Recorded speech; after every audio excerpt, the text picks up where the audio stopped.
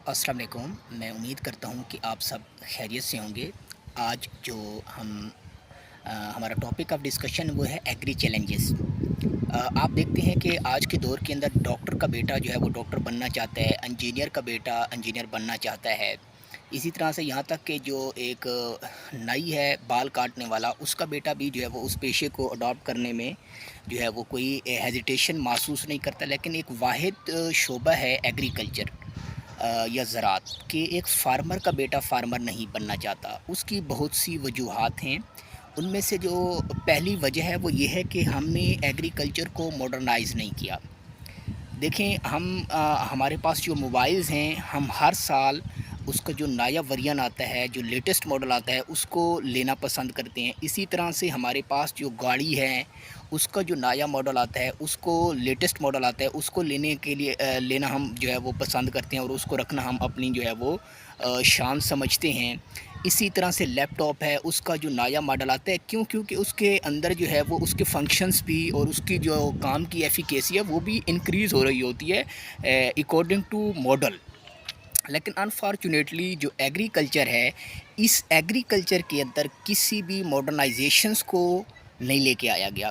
Agriculture के अंदर वही ट्रेडिशनल मेथड यूज़ हो रहे हैं, चाहे इसके सीड सोइंग के मेथड हैं तो वो ट्रेडिशनल यूज़ हो रही हैं, इसके इरिगेशन के मेथड हैं तो वो ट्रेडिशनल यूज़ हो रही हैं, इसकी हार्वेस्टिंग के जो मेथड हैं तो वो ट्रेडिशनल यूज़ हो रहे हैं। तो हमने सबसे बड़ा चैलेंज ये है कि हमने एग्रीकल्चर को डिजिटलाइज़ नहीं किया, हमने इसको मॉडर्नाइज़ नहीं किया। अगर हम एग्रीकल्चर के अंदर न्यू मॉडल्स या मॉडर्न मॉडल्स लेके आते तो आज फार्मर का बेटा फार्मिंग करते हुए फ़ख्र महसूस करता। और जो दूसरा बड़ा जो है वो प्रॉब्लम है वो है कि जो आप रिसर्चर जो रिसर्च कर रहे हैं वो रिसर्च फार्मर तक जो है वो नहीं पहुंच रही। उसकी वजह यह है कि जो रिसर्चर्स होते हैं उनका काम होता है कि उन्होंने रिसर्च करनी होती है, उसको पब्लिश करना होता है। तो जो एक्सटेंशन वर्कर होते हैं, जो डिफरेंट एग्री डिपार्टमेंट्स के लोग होते हैं, उनकी ये ज़िम्मेदारी होती है कि वो उस रिसर्च को फार्मर तक पहुंचाएं।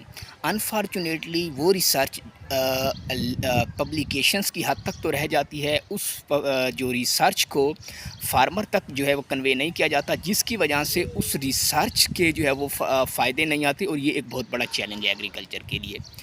उसके बाद जो रिसर्च बेस्ड इंडस्ट्रीज़ नहीं हैं एग्रीकल्चर के अंदर, एक रिसर्चर्स निकलते हैं, बहुत बड़े जो है वो साइंटिस्ट उभरते हैं, वो अपनी जो है वो शाहकार या एग्रीकल्चर के अंदर न्यू इनोवेशन लेके आते हैं। लेकिन अनफॉर्चुनेटली जब वो मार्केट के अंदर जाती हैं तो वैसी इंडस्ट्री अवेलेबल नहीं होती, जिसकी वजह से उनको जो है वो प्रॉब्लम फेस करना पड़ते हैं और वो हमारी रिसर्च भी रद्दी के जो है वो टोकरू के अंदर चली जाती है और वो भी हमारी रिसर्च जो है वो फार्मर को बेनिफिट्स नहीं देती।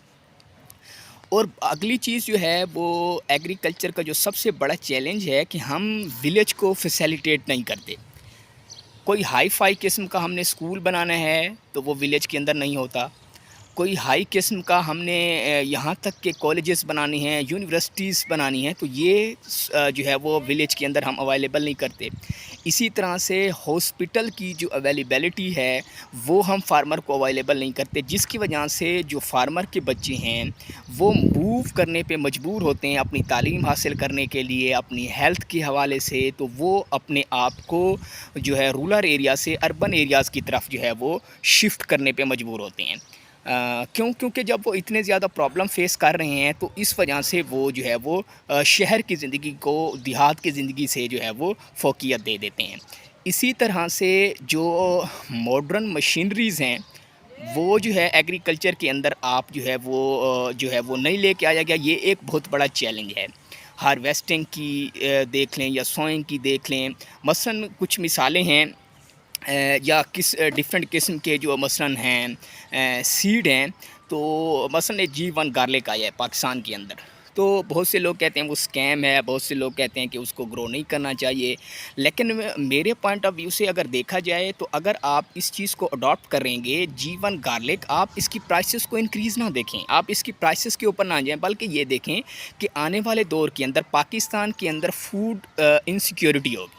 اگر فوڈ انسیکیورٹی ہوگی تو اگر آپ نے لہسن جو ہے وہ آپ کو پتہ ہے 1 ایکڑ کے اندر G1 گارلک کی پروڈکشن اور باقی جو عام تھوم ہوتے ہیں اس کی پروڈکشن میں زمین و آسمان کا فرق ہے.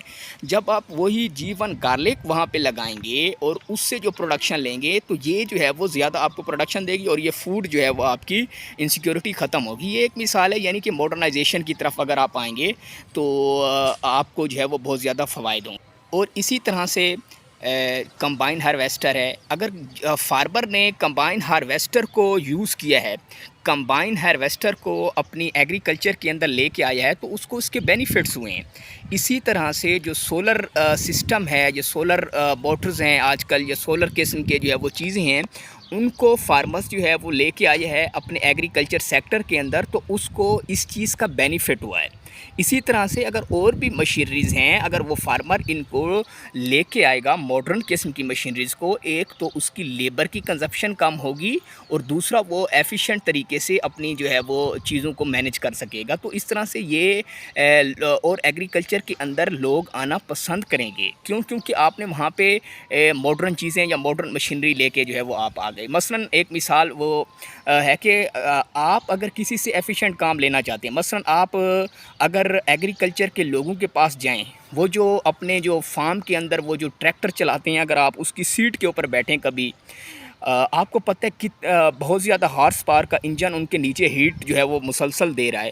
کیا کبھی کسی نے یہ سوچا ہے کہ اگر ہم جو ایگریکلچر یا جو فارمرز ہیں، یہ جو ٹریکٹر کے اوپر بیٹھ کے اتنے گھنٹے کام کرتے ہیں، اگر ہم اس کو جو ہے وہ مثلا اس کی چھاتی لگا دیں، اگر ہم اس کو تھوڑا سا چھت لگا کے اس کے ایئر کنڈیشن لگا دیں تو ہم اپنے کام کی ایفیکیسی کو بڑھا دیں گے.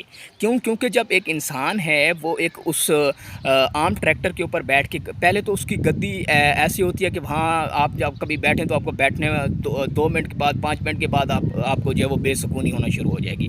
دوسرا یہ ہے کہ آپ نے، کیونکہ فارمرز نے فیلڈ کے اندر مسلسل گرمی کے اندر کام کرنا ہے اور نیچے سے پھر ہیٹ آ رہی ہے، تو اگر آپ اس کو ایئر کنڈیشنز اس کے اندر سیٹ کر دیں گے تو یہ اس کا بہت زیادہ فائدہ ہے. اور اس کا فائدہ یہ ہوگا کہ آپ جہاں پہ فارمرز جو ہے وہ 2 گھنٹے 3 گھنٹے اپنے ایک پورے دن کے اندر ریلیکسیشن کے لیتا ہے، یا وہ بیٹھ جاتا ہے یا وہ تھک جاتا ہے، تو جب وہ ایئر کنڈیشن وہاں پہ لگا ہوا ہوگا تو وہ اس چیز کو محسوس نہیں کرے گا اور اس کی ورک کام کرنے کی جو ایفیشنسی ہے وہ بڑھے گی. جب اس کے کام کرنے کی ایفیشنسی بڑھے گی، آپ اس پیسے کو، اس ایئر کنڈیشن جو لگایا گیا اس پیسے سے دیکھیں تو یہ زیادہ بینیفیشل ہے. اسی طرح سے دوسرا جو ایگریکلچر کو چیلنج ہے وہ ہے سیڈ کا، کہ جو سیڈ ہیں، سرٹیفائیڈ سیڈ ہیں یا اچھے قسم کے سیڈ ہیں، وہ ایگریکلچر کو یا پاکستان کی زراعت کو نہیں مل رہے. آپ کو پتہ ہے کہ جتنا ایریا پاکستان کے اندر چائنا جو ہے وہ کاٹن پروڈیوس کرتا ہے، اتنا ہی پاکستان کے اندر جو ہے وہ کاٹن لگائی جاتی ہے، لیکن انفارچونیٹلی جو پروڈکشن ہے چائنا کی وہ 4 گنا پاکستان سے زیادہ ہے. یہ تو سیڈ کی جو ہے وہ لو کوالٹی ہے یا اویلیبل ہے. اس کے علاوہ فرٹیلائزر کی کوالٹی جو ہے وہ جو ہے لو کوالٹی کے فرٹیلائزر آج کل مارکیٹ کے اندر بہت زیادہ جو ہے وہ یوز ہو رہے ہیں یا آ رہے ہیں. تو اس کا یہ نقصان یہ ہوتا ہے کہ مثلا میں سویل اینڈ واٹر ٹیسٹنگ لیبارٹری کے اندر گیا ہوا تھا، تو ایک فارمر جو ہے وہ اپنا سیمپل لے کے آیا ہوا تھا. اس نے جو ہے وہ ٹیسٹ کیا، ٹیسٹ کرنے کے بعد وہ اس کے رزلٹ لینے آیا ہوا تھا. تو فارمر کو اس نے بتایا کہ یہ جو چیز آپ یوز کر رہے ہیں، مثلا آپ جو ہے وہ اس میں NPK ہے، تو یہ تو اس کے اندر ہے ہی نہیں، اس کی وہ ریشو ہی نہیں ہے. تو اس نے کہا کہ اب مجھے کیا کرنا ہے؟ اس نے کہا یہ تو آپ ڈیلر کے پاس جائیں، کیونکہ ڈیلر نے آپ کو دی ہے جو چیز آپ کو جو ہے وہ بتایا ہے، وہ تو یہ ہے ہی نہیں. جب وہ چیز جو بتائی گئی ہے وہ ہوگی نہیں تو یہ جو ہے وہ ایگریکلچر کو نیچے لے کے آئے گا. یہ ایک ایگریکلچر کے لیے بہت بڑا چیلنج ہے.